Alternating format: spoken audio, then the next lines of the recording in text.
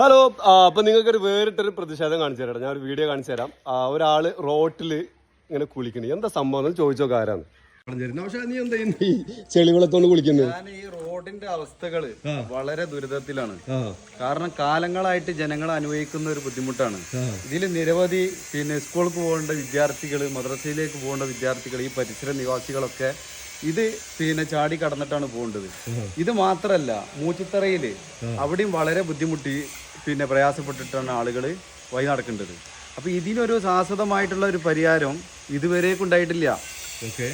കാരണം എന്താ വെച്ചാൽ കാലങ്ങളായിട്ട് ഇവർ പറഞ്ഞുകൊണ്ടിരിക്കുന്നത്, 15 വർഷക്കാലമായിട്ട് പറഞ്ഞുകൊണ്ടിരിക്കുന്നത് ഫണ്ട് പാസ്സായിട്ടുണ്ട്, ഇതിലൂടെ ബസ് റൂട്ട് വരും എന്ന് പറഞ്ഞിട്ട് ഇതുവരേക്കും അവർ ചെയ്തിട്ടില്ല.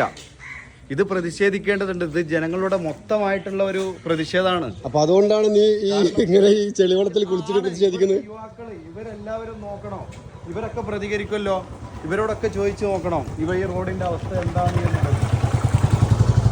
ഇത് ഏതാ വാർഡ്? പഴയ 13-ാം വാർഡും ഇപ്പത്തെ പുതിയ നിലവിലുള്ള 15-ാം വാർഡുമാണ്. എന്താണ് നിങ്ങളുടെ അഭിപ്രായം നമ്മളെ ഈ റോഡിനെ കുറിച്ച്?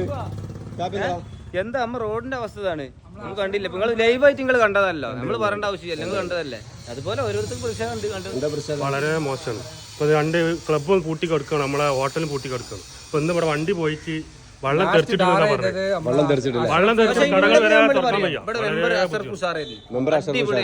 എല്ലാ കാര്യങ്ങളും നമ്മൾ ചെയ്തെന്ന് ഉള്ളത് മോശമായിട്ട് പറയില്ല, ചെയ്തെന്നിട്ടുണ്ട്. അസർ മെമ്പറായിരുന്നു, അടിപൊളിയായിട്ട് എന്ത് കാര്യം ചെയ്തത് ഇല്ലാതെ